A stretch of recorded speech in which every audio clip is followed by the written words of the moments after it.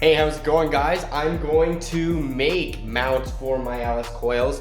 They're just kind of hanging around. I wired them in and I have to make an actual rigid mount that's somewhat heat conductive. All right, so here's my disgusting pile of LS coils and I've got them kind of figured where I want them. I can't have them really high because the exhaust.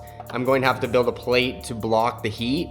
That's no problem, that's a later thing. So right now, they're pretty close to the intakes. I have to keep them as far away as I physically can. So what I'm going to do is I'm going to make something I can bolt together and then have them sit into that little channel just like they are right there. I had them out like this, but look how close it gets to the exhaust. Not good. So if they're in there, they can tuck away pretty damn good. Looks pretty crispy in there. I can easily take this off, this connector, and it's not over top of here or anything annoying like that. So I'm pretty set there. I've got a pretty good idea of what I'm gonna do. It's gonna be pretty easy, and it's just gonna be a little square aluminum piece that I can literally bolt on the front of it and the back of it, and that will help with the heat displacement, get the heat out of the coils, and it'll mount them a little bit more rigid. All right, for real though, like, I know it's not done, but this thing is gonna rip with these coils. Absolutely new machine for sure.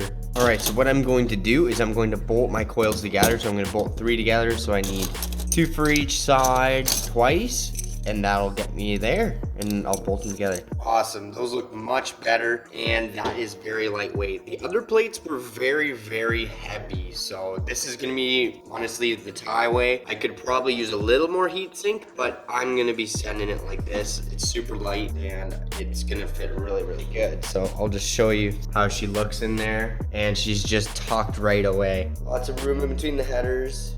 Just like that, so I can easily plug these in on the top and plug wires from the side, no problem. They're obviously gonna go over that way a bit, just boom. It's gonna be pretty slick. So I gotta finish wiring it up. Look, this is how it was. How they were just sitting around. Much better, much more professional-ish. And then I'm going to have to make a mount to my intake somehow, some way, just so they're not falling all over the place. Now I gotta make this side that I've had to literally cut out my old connectors look like this side. So this side is looking tight. I'm gonna have to figure out how I'm gonna mount it later. I really wanna get this thing wired so I can edit some videos and get things going here, because I've got, I think, 3 videos to edit, lots to do, and lots of parts to order, lots of things to build. Okay, so I'm gonna attach a spark plug to my coil and then power the ECU, and I'm gonna see how it's gonna work. And Des is here, and I'm going to show her what the spark plug actually does, because she's learning, and this is a great time to show her because this will literally produce a large spark if all goes well. There we go, I got my ground all done, so it should work now. I'm gonna try it. No, like, this has been, with the red ones here, there was 0 spark. Nothing. There we go. This one's sparking too. Yeah, she's ripping. If you touch that, it would shock the hell out of you. That's incredible. Okay, turn it off, I'm scared. So it works. All of them. That's really good. The big gain for having each coil for each cylinder is that they don't fire as much, because before there was literally 1 coil that would power all 6. So imagine how fast that thing was going at 6,000 RPM. So each one is basically divided by like 1 billion for how many times it sparks. So I would think that would be, so the 1 coil would be doing it 36 times in a second, which is insane. And then these ones only do 6 per second. So these are working way less hard and they're way less stronger of a spark. So like the gains are endless here, like absolutely endless. And it works very good. And these are literally used parts. I should have went that route before. So now let's try 8,600 RPM. Des doesn't want me to do it because she thinks it'll wreck it, but it won't. I know it won't. Holy! All right, they're mounted fully and they look pretty solid. So the bracket's in there, just an aluminum guy. These 2 sides are identical. So I'm going to make another set so I can put them on my other V6 as well. Might as well do it now, right? All right, so I got everything wired. Everything is tested and working good for the coils. and the rotating sensors like I showed you in the other video. So all that is a-okay and good to go. So what I want to do now is I want to add a boost controller for this bad girl. It's a little teeny weeny unit that I can control the boost with my computer. I can run different boosts per gear. I can run launch control, traction control. There's endless options with this, especially with the computers that I do run now. So I'm pumped. So the wiring will be done. So I decided that I'm going to mount my boost controller right to the mounts I just made. Oh my God, there's still wires everywhere. I can't wait to clean this up. So I'm gonna mount it right to there, and I can go up to the turbo and down, whatever I gotta do. And it's fairly out of the way, and the wires can just continue on into here. Wicked, that's all wired in with a connector, so I don't have to take this off. If I'm taking the wiring harness, I can just undo all the connectors on the coils, and then crank this, that, and the other thing, and the boost controller. So take all that off, and it'll be mint. So I'm gonna move over to my oil pressure sensor here. This is the one I had for a gauge on the dash. This ain't no good anymore. So I have to run a sensor so I can run to my computer so I can data log and have perimeters. If I drop an oil pressure, then it'll kill the engine. So what I did is I figured out the coordinates, figured out the wiring, and then I have to get Megasquirt to talk to the sensor like it should. So I had to go online, find a graph that was literally going to show me the outputs, and it said the output was 0.5. The numbers they gave me were incorrect because it says I'm at 9.7 oil pressure when the car isn't even running. So I went into my tuner studio here and I figured them out myself. So what I did was I basically messed with the numbers until I got 0, and I basically figured out that 10.7 was very close. I'm gonna burn that in. And my negative 10.7 got me to 0, which is good, but I honestly don't really trust it yet. I'm gonna have to test it with the car running later on. And for here on the front of the engine, I just ran 3 wires for a speed sensor. So I'm gonna wire this later. One's ground, one's signal, and then one is 5 volt. And I'll be able to wire that to the Toyota transmission somehow. I gotta do it because I want. So far I've got the oil pressure sensor that's gonna be data logged and having safety perimeters, boost control. So I'm gonna have fuel pressure data logged as well. That is crucial. So I've got all those things I think I need to keep this thing safe, because then in my program, I can actually tell it if I see a percentage drop in fuel pressure to kill the engine, or oil pressure, same deal, save the engine. That stuff's all going to be data logged by myself, and I'll set all the perimeters, and hopefully we can keep these engines safe. That's how fast it clicks for 400 RPM. I'm gonna turn it up to, let's say, 6,000 RPM. This is gonna be insane. Holy shit. Look at that. Yo, the LS coils rip. Look at that, eh? Babe, look at it. Come here. I see. Like, it's like purple. Constant buzz. And then this is a fuel pressure one as well. So I will be able to have it in my engine bay here, and that will feed my ECU. And then I'll be able to log the fuel pressure and also have perimeters if the fuel pressure drops, kill the engine. I want boost per gear, so when I'm in first gear, second, third, fourth, fifth, I can choose different boost levels for each gear, and that is absolutely super helpful for not spinning the tires and getting traction. This isn't just like driving the car will be programmed to drive as well in different boost levels per gear. It's gonna be very cool. Really excited about that. So I'm gonna wrap up the wiring here. I'm really sick of doing this, to be honest with you. So I have a boost controller. I have a speed sensor that I can control that boost per gear from my computer.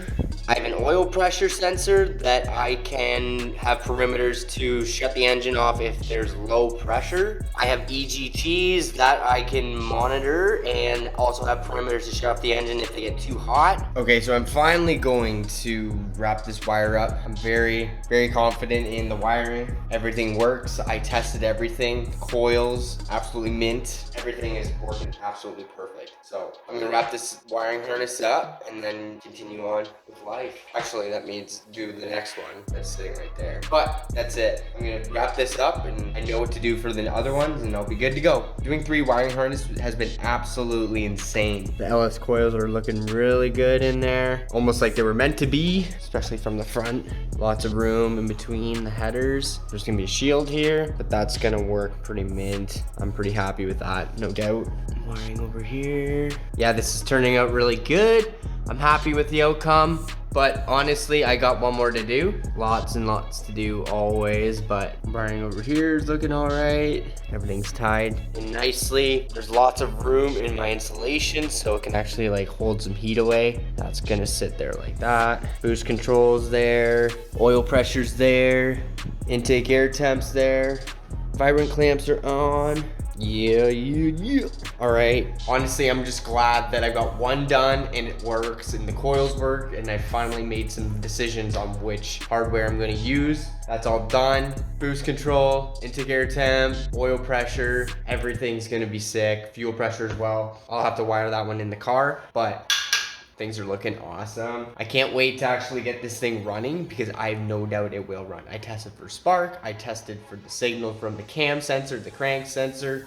We're gonna be good.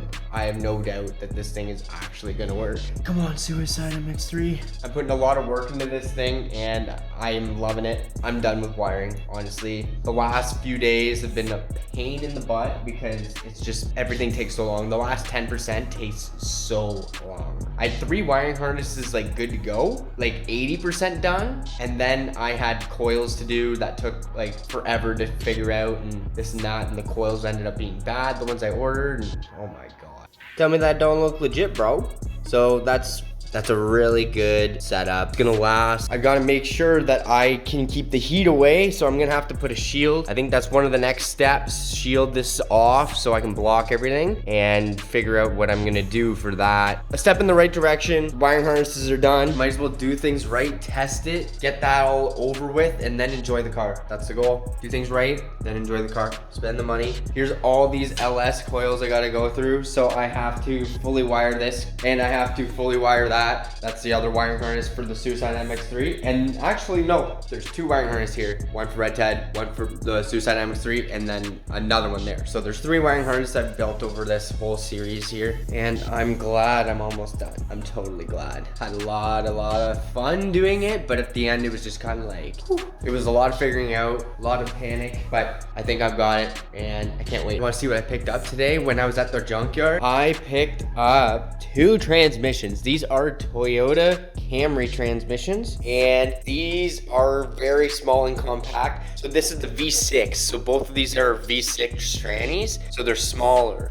No, they can't handle the horsepower as the V6 tranny because these trannies, the Toyota Camry comes in V6 or 4-banger in these E-Series trannies. These can hold like about 700 horse, and since it's a 4-banger one, and the V6 ones can hold like 1,000, which is a big difference. But these trannies are very small, very small. I'm telling you, they're small. V6 ones that can hold 1,000, they are huge. They're like 50 or 45 pounds heavier. The shifter design sucks on the other one. I personally like this package because the shifter. I put this transmission style in Red Ted, which was a Scion TC, but they have the very similar setups for the 4-bangers. So basically the 4-bangers have the small trannies and the V6 ones have the big trannies. But honestly, the way it shifted was absolutely magical.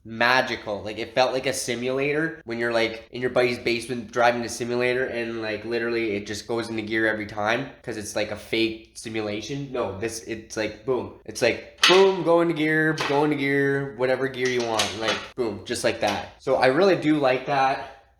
It's just dialed. It's got like all these counterweights on it, so it shifts really good. I could not say any more about these trannies. These trannies are really special to me, and I can't wait to drive it because in Red Ted it was absolutely mint. I could shift that thing, man. For the very short time I drove it, I could shift that thing, and it held all the power, it held the burnouts, this and that. So I'm thinking I'm going to put these in the Suicide MX3 and test their abilities, see what I can do. I like the lightweight factor. I like how they're small, so I don't have so it'll be less modification for me to get them into the car, and the simplicity, like the shifter's nice. When I say simplicity, I'm saying that I can easily get the transmission onto the engine myself. If there's another 40 pounds, it's getting heavy. It's hard on my back. I don't work with any friends or anything. I just do this myself. So like lifting a tranny, putting it onto my engine, like it's a havoc, right? And when you're alone, that extra weight makes a huge huge difference. So I'm gonna try this and see if I can break it. Let's start there. And I do have bigger trannies that I can do in the future, but yeah, I honestly, I'm into this. I'm into the lightweight. Lightweight wins races, and I'm not afraid to break the car. And honestly, I probably won't break it very often with how bulletproof these trannies really are built. They're pretty insane. All right, guys, like, comment, subscribe, and we'll see you in the next one. I'm gonna finish all that wiring. I hate my life. No,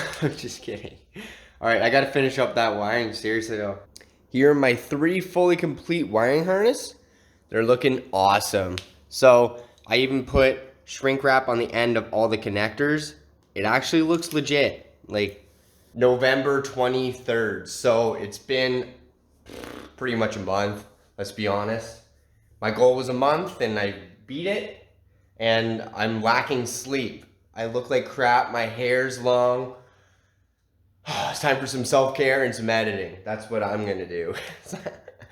Probably get a haircut, do some editing. Yeah. And then I gotta actually build an exhaust for Supra, so I'm doing some sweet work for him. Oh, look at that. That's a lot of work, guys. An absolute tremendous amount of work. Boost control, intake air temp, oil pressure sensors, fuel pressure sensors, NOx sensors, all that stuff is in there. I'm pretty pumped about it, and the whole point is it's going to be reliable. The goal is to have it reliable, and I've got all the sensors to do that, so I'm really pumped on that. All right, guys, like, comment, subscribe, and we'll see you in the next one.